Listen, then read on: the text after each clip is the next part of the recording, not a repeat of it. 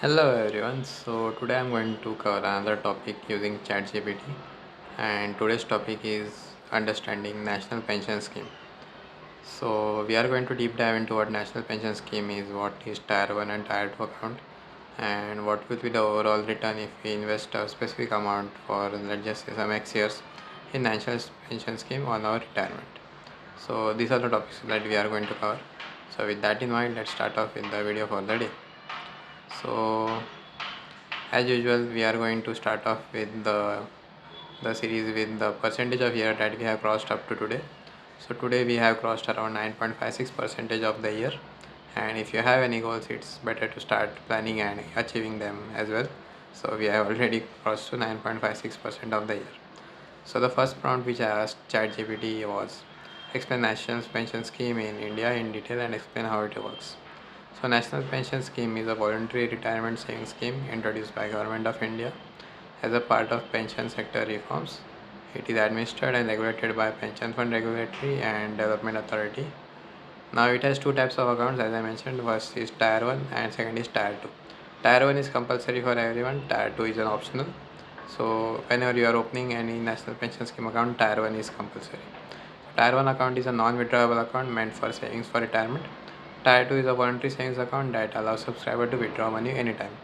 Now, Tier 1 is mandatory for government employees who have joined the service after 1st Jan 2004 and optional for private sector employees, but it is beneficial to open a Tier 1 account as early as possible for better pensions in our retirement. Now, NPS allows a subscriber to choose between two types of investment options once you open the NPS account. First is active choice and second is auto choice. Active choice allows the subscriber to decide how the money is invested in different asset classes such as equity, corporate bonds, and government securities.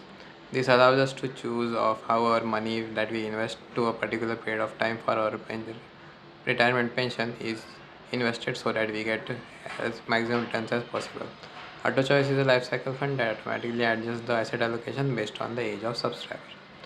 NPS allows the subscriber to choose between different pension fund managers who manage the funds based on behalf of the subscriber. The subscriber can switch the pension fund manager once in every financial year. A few of them are SBI pension funds, UTI retirement solutions, LIC pension fund, HDFC pension fund, and ICICI Prudential pension fund management. Others are Kotak, Aditya, and other Axis as well. Now, NPS offers various benefits to the subscriber. First is tax benefit. This is the main reason why most of us invest in NPS. So we get tax benefit not just in ATC but also ATCCD and ATCCD2 as well in the Income Tax Act. So if you are in the old tax regime scheme, this is one of the beneficial schemes which you can opt for, and withdrawal from NPS are also partially tax schemes. Second benefit is portability. Subscriber can operate the NPS account from anywhere in the country, irrespective of the employment and location. And also they can transfer the NPS account from one sector to another, such as government to private and vice versa. Subscriber also has a flexibility to choose the investment option, asset allocation, then pension fund manager, and entry service provider. Entry service provider I will cover in some time. And subscriber can also change these choices once a year. NPS also operates at a very low cost. The total charges for a year is around 0.5% of the total corpus. The NPS works in the following manner. The subscriber first opens the NPS account with a point of presence, which is a bank or financial institution authorized by PFRDA. Then the point of presence issues a PRAN number, which is permanent retirement account number, to the subscriber, and it is a unique 12-digit number which identifies the NPS account. You can open the NPS account directly on their website and then get the plan issued to you. Then you can make regular contributions to NPS account through the official website or through the POP that you choose from. The minimum contribution in Tier 1 is around rupees 500 per month, and up to, or the minimum per year is around 6,000 per year. The minimum contribution in Tier 2 is 250 per month or 2,000 per year. Now the point of presence transfers the contribution to Central Record Keeping Agency, which is a specialized entity that maintains and records the NPS account and transactions. The CRA also provides online access to subscriber to manage and view the NPS account. So this is the official website which I mentioned. The CRA allocates the contribution to PFM chosen by the subscriber, and then the PFM invests the amount in various asset classes and schemes as per the investment option. and the asset allocation chosen by the subscriber. PFM earns returns on the investments and credits them to the NPS account. The subscriber can monitor the performance of PFM and the NPS account through CRA website or the mobile app. At the age of 60, the subscriber can exit from NPS and withdraw the accumulated corpus. What this means is once you retire, you can exit from the NPS and take some amount as lump sum amount and some amount as annuity, which you need to give back to a pension provider who will take that amount and provide you monthly pension in the form of 5 to 6% return on the accumulated corpus. So subscriber has to at least use 40% to buy the annuity. The annuity is the corpus that you give to the pension provider in return to monthly pension, and 60% corpus can be withdrawn as lump sum amount. If the subscriber exits from NPS before the age of 60, she has to use at least 80% to buy an annuity, and remaining 20% can be taken as lump sum amount, which is up tax free up to 40% and taxable for the rest. In case of death of subscriber, the entire corpus which is accumulated, that is the entire amount that you are paying to the NPS account towards the X number of years, that is paid to the nominee or the legal heir of the subscriber. The nominee or the legal heir can use the corpus to buy the annuity or withdraw it as lump sum, which is tax free. So this was the end of part 1 or the prompt 1 of NPS account. In the next part, we will go through some numbers to understand this in detail. Hey everyone, so welcome back to part 2, and in the part 2 we have asked ChatGPT how much corpus will get generated in the NPS account if we invest, let's just say, 4,000 per month for the next 30 years, and we have to get this with proper calculation and formula.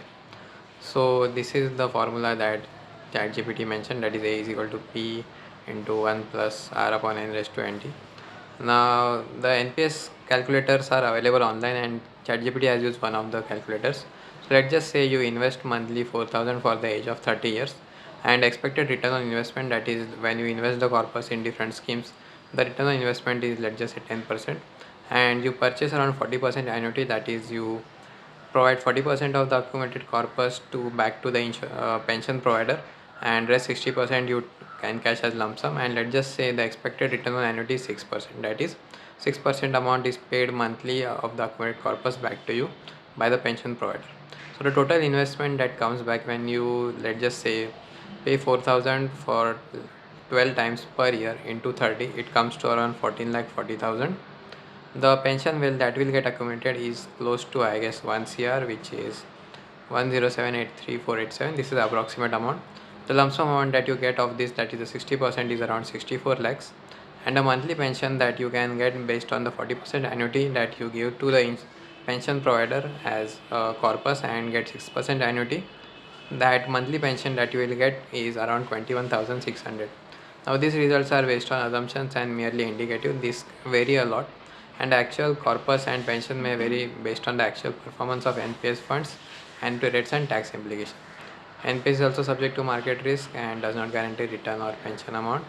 Now let's try to understand this with the actual calculator which is present in NPS website.